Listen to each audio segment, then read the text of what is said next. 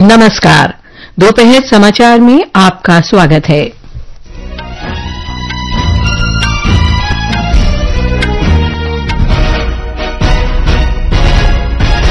प्रधानमंत्री नरेंद्र मोदी ने कहा, क्वाड दीर्घकालिक साझेदार बने रहने और आपसी विकास के लिए हिंद प्रशांत देशों के साथ सहयोग के लिए तैयार। भारत वर्ष 2025 में क्वाड शिखर सम्मेलन की मेजबानी करेगा। भारत ने समृद्धि के लिए हिंद प्रशांत आर्थिक रूपरेखा के अंतर्गत स्वच्छ और निष्पक्ष अर्थव्यवस्था के लिए समझौते पर हस्ताक्षर किए। अमेरिका ने भारत से चुराई लगभग 300 कलाकृतियां वापस की। श्रीलंका में राष्ट्रपति चुनाव की मतगणना में एनसीपी नेता अरुणा कुमार दिसानायके अन्य प्रत्याशियों से आगे। आज विश्व गेंडा दिवस है। और चेन्नई में भारत ने पहले क्रिकेट टेस्ट मैच में बांग्लादेश को 280 रन की करारी शिकस्त दी। दोपहर समाचार के साथ मैं लवलीन निगम। प्रधानमंत्री नरेंद्र मोदी ने कहा है कि क्वाड समूह दीर्घकालिक साझेदार बने रहने और आपसी विकास के लिए हिंद प्रशांत देशों के साथ सहयोग के लिए तैयार है। उन्होंने कहा कि क्वाड देश हिंद प्रशांत क्षेत्र को स्वतंत्र, मुक्त, समावेशी और समृद्ध बनाए रखने के लिए वचनबद्ध हैं। अमेरिका के डेलावेयर में क्वाड शिखर सम्मेलन में उन्होंने कहा कि यह आयोजन ऐसे समय में हो रहा है जब दुनिया तनाव और संघर्ष से जूझ रही है और ये जरूरी है कि क्वाड देश साझा लोकतांत्रिक मूल्यों को ध्यान में रखते हुए मानवता के लिए एकजुट होकर कार्य करें। हमारी बैठक ऐसे समय हो रही है जब विश्व तनावों और संघर्षों से घिरा हुआ है। ऐसे में साझा डेमोक्रेटिक वैल्यूज के आधार पर क्वाड का मिलकर साथ चलना पूरी मानवता के लिए बहुत ही महत्वपूर्ण है। श्री मोदी ने इस बात पर प्रसन्नता व्यक्त की कि अगले वर्ष क्वाड शिखर सम्मेलन भारत में आयोजित होगा। इससे पहले कल रात प्रधानमंत्री मोदी ने अमेरिकी राष्ट्रपति जो बाइडेन के साथ द्विपक्षीय वार्ता की। घंटे भर चली बैठक में दोनों नेताओं ने भारत अमेरिका व्यापक वैश्विक कार्यनीतिक साझेदारी को और प्रगाढ़ करने के लिए नई संभावनाओं की तलाश की। श्री बाइडेन ने कहा कि भारत अमेरिका साझेदारी इस समय अपने सर्वश्रेष्ठ दौर में है। श्री मोदी और ऑस्ट्रेलिया के प्रधानमंत्री एंथनी अल्बनीज ने क्वाड शिखर सम्मेलन के अवसर पर भेंट की। मई 2022 के बाद से दोनों नेताओं की यह 9वीं मुलाकात है। दोनों नेताओं ने राजनीतिक, रक्षा, व्यापार, शिक्षा, जलवायु परिवर्तन और नवीकरणीय ऊर्जा जैसे व्यापक क्षेत्रों में द्विपक्षीय सहयोग को मजबूत करने पर चर्चा की। दोनों ने आपसी हित के क्षेत्रीय और वैश्विक मुद्दों पर भी विचार विमर्श किया। प्रधानमंत्री ने जापान के प्रधानमंत्री फुमियो किशिदा से भी मुलाकात की। उन्होंने पिछले 5 वर्षों में दोनों देशों के बीच सामरिक और वैश्विक भागीदारी में हुई प्रगति के लिए श्री किशिदा को धन्यवाद दिया। श्री मोदी ने प्रधानमंत्री किशिदा को आगे के जीवन के लिए शुभकामनाएं दी। पिछले महीने श्री किशिदा ने पार्टी का पद छोड़ने और दोबारा चुनाव न लड़ने की घोषणा की थी। विदेश सचिव विक्रम मिस्री ने क्वाड शिखर सम्मेलन और द्विपक्षीय बैठकों के महत्व पर प्रकाश डालते हुए कहा कि इस सम्मेलन ने प्रधानमंत्री नरेंद्र मोदी को वैश्विक विकास, शांति और सुरक्षा के लिए भारत के दृष्टिकोण को स्पष्ट करने के लिए एक मंच प्रदान किया है। श्री मिस्री ने कहा कि प्रधानमंत्री मोदी ने क्वाड सम्मेलन की मेजबानी करने और क्वाड को मजबूत करने के लिए राष्ट्रपति बाइडेन का आभार व्यक्त किया है। उन्होंने वैश्विक सहयोग को बढ़ावा देने में क्वाड सम्मेलन की महत्वपूर्ण भूमिका को रेखांकित किया। Prime Minister mentioned that at a time when the world is ridden with tensions and conflicts, the coming together of these 4 Quad partners with shared democratic values is important for humanity. He said the Quad was here to stay, to assist, to partner and to complement the efforts of the Indo-Pacific countries. The leaders took stock of the progress that had been achieved by the Quad over the last 1 year and set forth an ambitious agenda for the next year, and India will be hosting the Quad Summit in 2025. Bharat ने America के Delaware में स्वच्छ अर्थव्यवस्था, निष्पक्ष अर्थव्यवस्था पर केंद्रित अपनी तरह के पहले समझौतों के साथ व्यापक हिंद प्रशांत आर्थिक रूपरेखा IPEF पर हस्ताक्षर किए हैं। प्रधानमंत्री नरेंद्र मोदी की उपस्थिति में समृद्धि संबंधी हिंद प्रशांत आर्थिक रूपरेखा के अंतर्गत इन समझौतों का आदान प्रदान किया गया। स्वच्छ अर्थव्यवस्था संबंधी समझौते का लक्ष्य तकनीकी सहयोग, कार्यबल विकास, क्षमता निर्माण और अनुसंधान में सहयोग को बढ़ावा देना है। समझौते में सूक्ष्म, लघु और मध्यम उद्यमों की सहायता पर विशेष बल देने के साथ साथ निवेश और रियायती वित्त पोषण सहित परियोजना वित्त पोषण की व्यवस्था का प्रावधान है।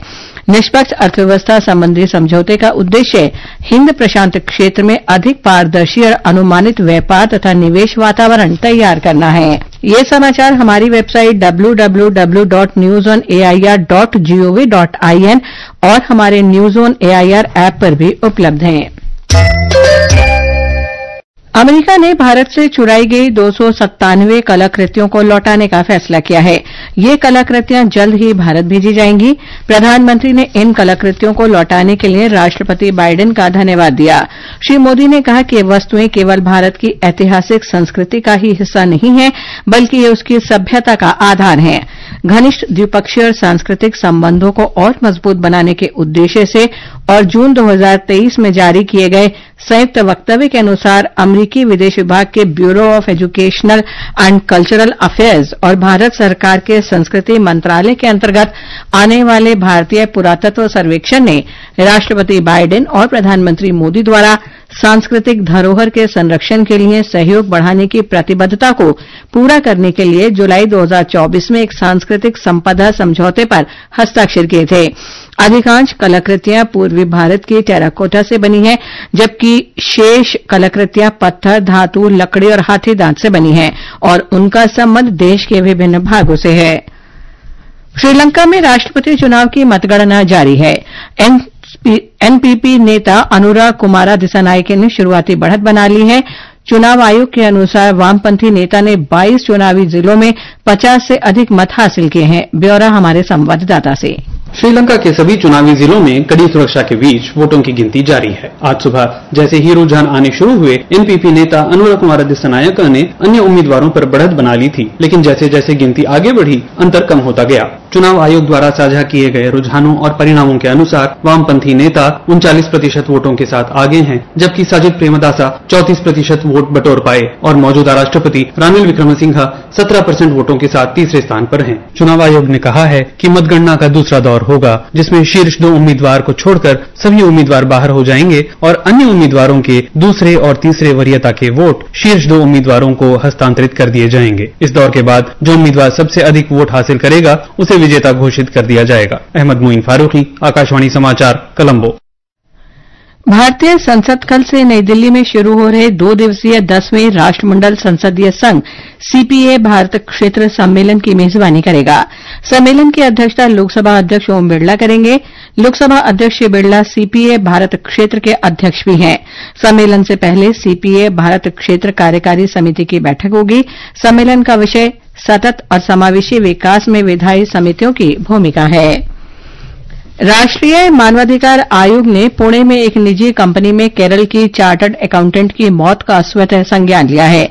आयोग ने घटना पर गंभीर चिंता व्यक्त करते हुए व्यवसायों से वैश्विक मानवाधिकार मानकों का अनुपालन सुनिश्चित करने के लिए अपनी कार्य संस्कृति और विनियमों की समीक्षा करने का आग्रह किया। आयोग ने श्रम और रोजगार मंत्रालय को 4 सप्ताह में रिपोर्ट सौंपने को कहा है। जम्मू कश्मीर में सीमा सुरक्षा बल ने आज अंतर्राष्ट्रीय सीमा पर एक आतंकवादी की घुसपैठ नाकाम कर दी। सुरक्षा बलों ने बड़ी मात्रा में हथियार और गोला बारूद बरामद किए हैं। आतंकियों ने आरएसपुरा सेक्टर में घुसपैठ की कोशिश की थी। केंद्र सरकार ने न्यायमूर्ति एमएस रामचंद्र राव को झारखंड उच्च न्यायालय का मुख्य न्यायाधीश नियुक्त किया है। न्यायमूर्ति राव वर्तमान में हिमाचल प्रदेश के मुख्य न्यायाधीश हैं। हरियाणा में अगले महीने की 5 तारीख को एक ही चरण में विधानसभा चुनाव होंगे। हम आपके लिए लाए हैं सिरसा जिले के एलनाबाद विधानसभा क्षेत्र का प्रोफाइल। 2008 से पहले दरबा निर्वाचन क्षेत्र अस्तित्व में था और इसके परिसीमन के बाद कई गांवों को एलनाबाद विधानसभा में शामिल किया गया था।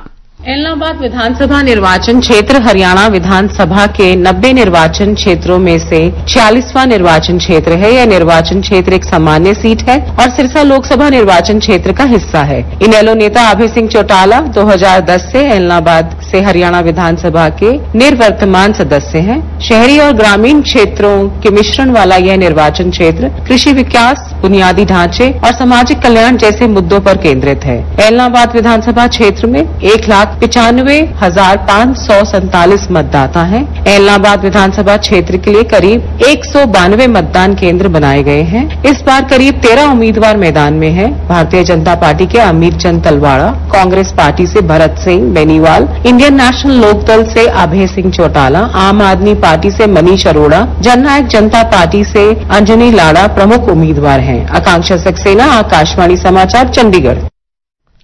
ये समाचार आकाशवाणी से प्रसारित किए जा रहे हैं। ताजा समाचार जानने के लिए आप हमारे social media handle @AIR news Hindi को फॉलो कर सकते हैं। आज विश्व गैंडा दिवस है। गैंडों के संरक्षण के प्रति जागरूकता बढ़ाने के लिए ये दिवस मनाया जाता है। प्रधानमंत्री नरेंद्र मोदी ने गैंडों की सुरक्षा के लिए भारत की प्रतिबद्धता व्यक्त की है। सोशल मीडिया पोस्ट में श्री मोदी ने पिछले कई वर्षों से गैंडों के संरक्षण के प्रयासों में शामिल कार्यकर्ताओं की प्रशंसा की है। उन्होंने कहा कि ये बेहद गर्व की बात है कि भारत में बड़ी संख्या में एक सींग वाले गैंडे पाए जाते हैं। उन्होंने असम में काजीरंगा की अपनी यात्रा का स्मरण किया और सभी से वहां जाने का आग्रह भी किया। मौसम विभाग ने आज कर्नाटक, आंध्र प्रदेश और यानम में अलग अलग स्थानों पर तेज बारिश की संभावना जताई है। मौसम विभाग के अनुसार कल से मध्य, पूर्वोत्तर, उत्तर पश्चिम भारत के कई हिस्सों में अलग अलग स्थानों पर मूसलाधार बारिश होने की संभावना है। एक रिपोर्ट। मौसम विभाग ने बताया है कि अगले 4 दिनों तक विदर्भ, छत्तीसगढ़ और मध्य प्रदेश में अलग अलग स्थानों पर तेज बारिश होने की संभावना है। अगले 7 दिनों के दौरान नागालैंड, मणिपुर, मिजोरम और त्रिपुरा में तेज बारिश होने का अनुमान है। वहीं असम और मेघालय में कल से शुक्रवार तक और बिहार में बुधवार तक मूसलाधार बारिश होने का अनुमान है। विभाग ने अगले 2 दिनों के लिए मराठवाड़ा और मंगलवार से शुक्रवार तक मध्य महाराष्ट्र, कोंकण और गोवा में अलग अलग स्थानों पर तेज बारिश का अनुमान व्यक्त किया है। इसके अलावा तटीय आंध्र प्रदेश और यनम में कल और उत्तरी आंतरिक कर्नाटक में मंगलवार तक और तेलंगाना में अगले 3 दिनों तक छिटपुट तेज बारिश होने की भी संभावना व्यक्त की है। समाचार कक्ष से आकर्षिता सिंह। बिहार में सुल्तानगंज और रतनपुर स्टेशनों के बीच पटरी पर पानी भर जाने के कारण जमालपुर भागलपुर रेलखंड पर रेल सेवाएं स्थगित कर दी गई हैं। गंगा नदी का जलस्तर सुल्तानगंज और रतनपुर रेलवे स्टेशनों के बीच रेल पुल के गार्डर तक पहुंच गया है। राज्य के मुख्यमंत्री नीतीश कुमार ने कल पटना और वैशाली के बाढ़ग्रस्त इलाकों का दौरा किया। और अब खेल जगत की खबरें खेल संवाददाता मुकेश कुमार से। हंगरी के बुडापेस्ट में शतरंज ओलंपियाड में आज भारत की पुरुष और महिला टीम स्वर्ण पदक के लिए अपने अपने मुकाबले खेलेगी। पुरुष वर्ग में भारत का मुकाबला स्लोवेनिया से और महिला टीम का मुकाबला अजरबैजान से होगा। पुरुष वर्ग में भारत के 19 अंक हैं, वहीं महिला टीम के 17 अंक हैं। पुरुष टीम ड्रॉ के साथ भी स्वर्ण पदक जीतने में सफल हो सकती है, वहीं महिला वर्ग में टीम को जीत की आवश्यकता होगी। प्रतियोगिता में कल भारत ने पुरुष वर्ग में दूसरे स्थान पर मौजूद अमेरिका को हराया था, वहीं महिला टीम ने भी चीन को हराकर टूर्नामेंट में शीर्ष स्थान पर वापसी की थी। अंतिम राउंड की बाजी अब से कुछ देर में शुरू होगी। इस बीच चेन्नई में भारत ने बांग्लादेश से पहला क्रिकेट टेस्ट मैच 280 रन से जीत लिया है। खेल के चौथे दिन बांग्लादेश को मैच जीतने के लिए 357 रन की आवश्यकता थी, लेकिन पूरी टीम केवल 234 रन पर ही सिमट गई। भारत को मैच जीतने के लिए आज केवल 6 विकेट की जरूरत थी। मैच के तीसरे दिन कल शुभमान गिल और ऋषभ पंत के शतकों की बदौलत भारत ने बांग्लादेश को 515 रन का लक्ष्य दिया था। भारत की ओर से रविचंद्रन अश्विन ने 6, रविंद्र जडेजा ने 3 और जसप्रीत बुमराह ने 1 विकेट लिया। अश्विन को प्लेयर ऑफ द मैच चुना गया। दूसरा टेस्ट में 27 सितंबर से कानपुर के ग्रीन पार्क में खेला जाएगा। 4 दिन का वर्ल्ड फूड इंडिया 2024 कार्यक्रम आज संपन्न हो रहा है। नई दिल्ली के भारत मंडपम में 19 सितंबर को इस कार्यक्रम की शुरुआत हुई थी। लगभग 90 देश, 26 राज्य और केंद्र शासित प्रदेश, 18 केंद्रीय मंत्रालय और सहयोगी सरकारी निकाय इसमें भाग ले रहे हैं। इस कार्यक्रम में खाद्य प्रसंस्करण में वैश्विक महाशक्ति के रूप में भारत के उभरने को रेखांकित किया गया है। और अंत में मुख्य समाचार एक बार फिर। प्रधानमंत्री नरेंद्र मोदी ने कहा, क्वाड दीर्घकालिक साझेदार बने रहने और आपसी विकास के लिए हिंद प्रशांत देशों के साथ सहयोग के लिए तैयार। भारत वर्ष 2025 में क्वाड शिखर सम्मेलन की मेजबानी करेगा।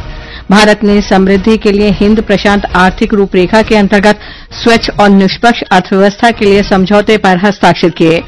अमेरिका ने भारत से चुराई गई लगभग 300 कलाकृतियां वापस की। श्रीलंका में राष्ट्रपति चुनाव की मतगणना में एनपीपी नेता अरुणा कुमार दिसानायके के अन्य प्रत्याशियों से आगे। आज विश्व गैंडा दिवस है। और चेन्नई में भारत ने पहले क्रिकेट टेस्ट मैच में बांग्लादेश को 280 रन की करारी शिकस्त दी। इसके साथ ही दोपहर समाचार का यह अंक समाप्त हुआ। नमस्कार।